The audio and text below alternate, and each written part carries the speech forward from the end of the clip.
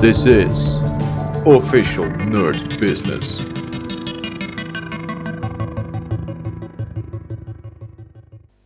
Hello nerd boys and girls, welcome back to our programming series where we are looking at Euler problems. In this episode we take a look at Euler problem 9. As usual, I have created a template file which we can run in our Euler problems program, and if you are not with the program, this little bit of code makes that you can run this file all by itself as well.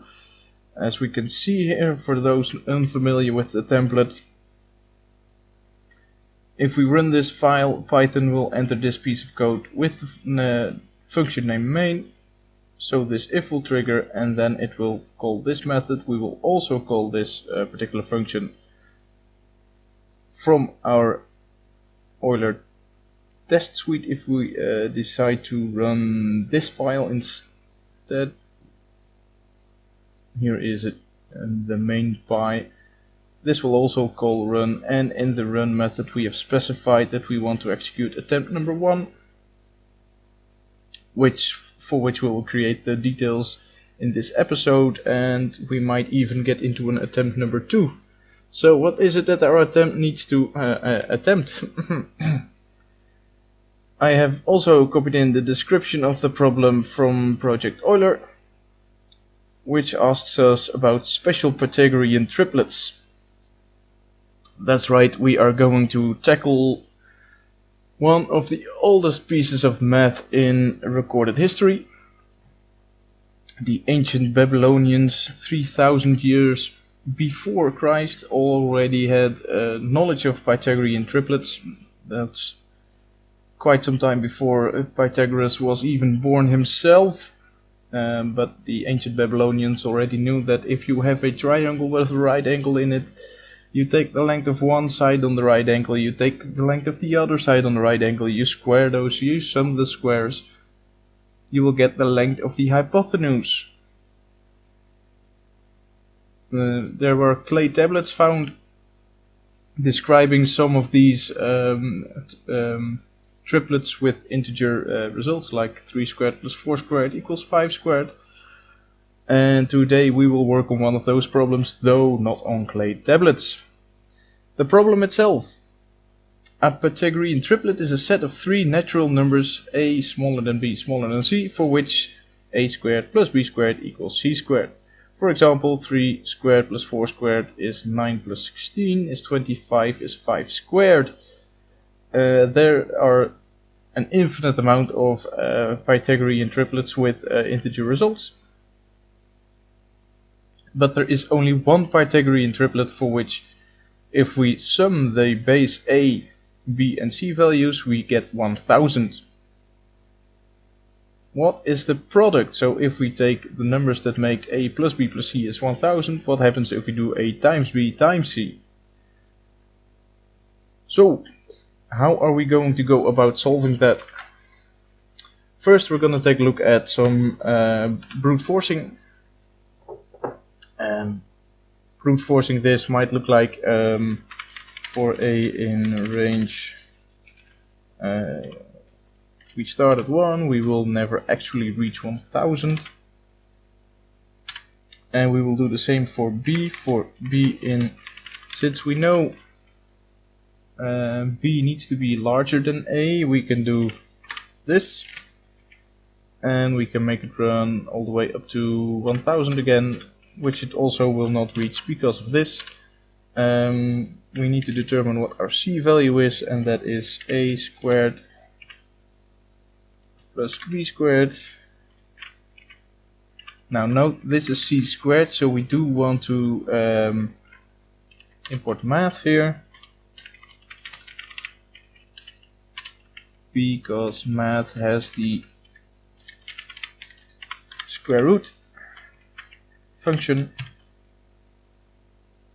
So c squared would be a squared plus b squared, therefore c is the square root of a squared plus b squared. Now there are 2 things we need to check, and that is that c is actually an integer, I like to use this particular trick to check if something is an integer value. Python has kind of a generic numeric type, which this will undoubtedly be. And if we do modulo 1 on a whole number, it would give us a 0, and on any decimal number it would give us the decimal part of that number. So if this is 0 and we have this condition satisfied, and I once again realize I am doing this wrong. We do have the argument n here, so let's plug in n instead of 1000. That's the target number we are looking for in the sum. In this case we want to return a times b times c. Let's check if this works. I am going to run main.py, and we have an error in.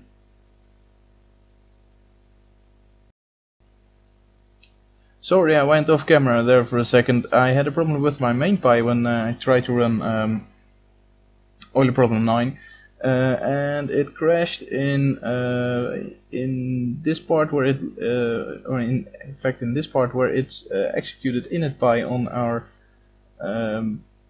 solutions folder. So on all the modules loaded up in here, it crashed on this line, the highlighted line, where it tried to split the docstring because it thought it didn't have a docstring. Looking back at Euler problem 9, we put the import all the way at the top, but the module docstring needs to be at the absolute top of the file. So I moved the import down. Now let's see if we can run main.py. We can. Here is a list of our programs, of our solutions. We want to run solution number 9 with the default of 1000. That's fine. And it gives us an answer, which I can tell you is correct if we enter this over at Project Euler, and it took us slightly less than a second, generously less than a second. Now doing this will once again give you access to an overview, and the overview has some very interesting things to tell us.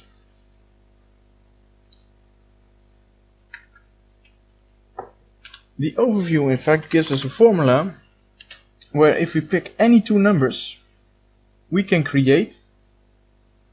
construct an a and a b and a c for which the Pythagoras Theorem holds, where a squared plus b squared is c squared in whole numbers. So that's pretty amazing. Let's have a look at how that might work. Again, basically the same here. We want to not return attempt number 1, but attempt number 2.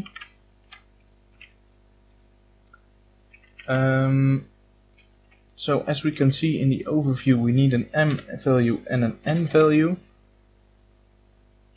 which can be any two arbitrary numbers. I will explain why I choose 2020 here in a second. Now we can construct an a value, a b value, and a c value from these. For the a value, we want to do m squared minus n squared, and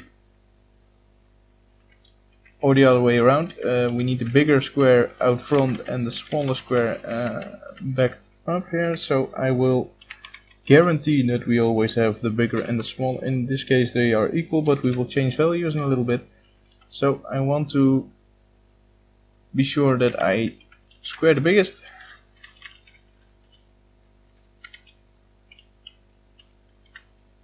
then square the smallest and subtract the 2. For the b value we want to multiply 2 by m by n, and the c value is the m squared plus the n squared, and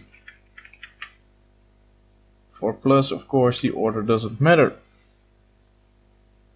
So now we've defined an a and a b and a c for which it will always hold that a squared plus b squared plus c squared a squared plus b squared equals c squared. So now that we have that, let's check if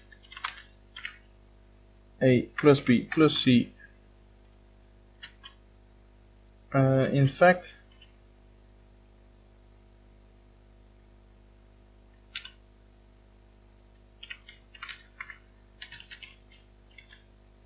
let's initialize these at 0, and then while a plus b plus c does not equal 1000. Alright. Oh, I'm sorry. This is not the kind of equality that Python is happy with.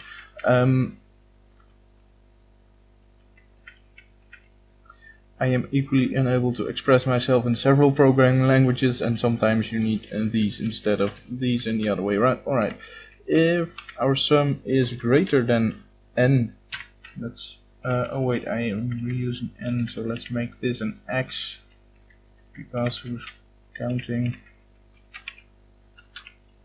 I use the m and the n here for compliance with the overview with the paper you get when you solve this particular problem, and it's really a very nice overview. Having these at your disposal is absolutely amazing. Being able to construct a number. Now I'm hopping back and forth a little bit, I noticed, but let's have a look before we actually solve it. Why did I pick 2020? We want a, b and c to put together to equal 1000, and this will overshoot that by quite a bit. Because we are squaring m and n, the numbers get very big very quickly. So by starting with sufficiently big numbers and then tuning them, we will hit the triplet for 1000 pretty quickly. If we overshoot, we want to drop m by 1. And if we are too low, we want to increase n by 1. So this will continuously slightly shift whatever numbers are running through here. We don't need to check for a squared plus b squared actually equaling c squared, because that's guaranteed. And if this breaks out of the while loop, we have found a number that actually does equal x, and we want to return a times b times c. So let's see if this actually does what we want it to do. Once again, I am running the main. I want to run problem number 9 for 1000. And I've actually managed to introduce an error. Oh, right, typo. Here I don't need to subtract them and then index them. I want simply to have two arguments for my minimum function. Problem number 9 for 1000. This gives us the same result as before, but in 1/1000th of the time. So doing this, and as an exercise for the viewers, try and add an increment counter to it. So when you return it, like such. Now increment I and print I before you return. Do that for both attempts, and you will see why there's such a big difference in timing. So there's problem number 9. I myself, when I solved this and started reading the overview, I was quite surprised with actually having this, with being able to construct Pythagoras triplet by simply picking two numbers and running through this series of formulas. So I'm very happy with how this turned out. I hope you enjoyed this too. As usual, don't forget to check out my GitHub, don't forget to check out the Project Euler website, and I will see you next time. Thanks for watching this video on Official Nerd Business. Don't forget to like and subscribe and click the bell icon. Did we discuss everything you wanted to hear, or did we miss anything? Any topics you want to hear in O&B? Leave your thoughts in the comments. See you next time.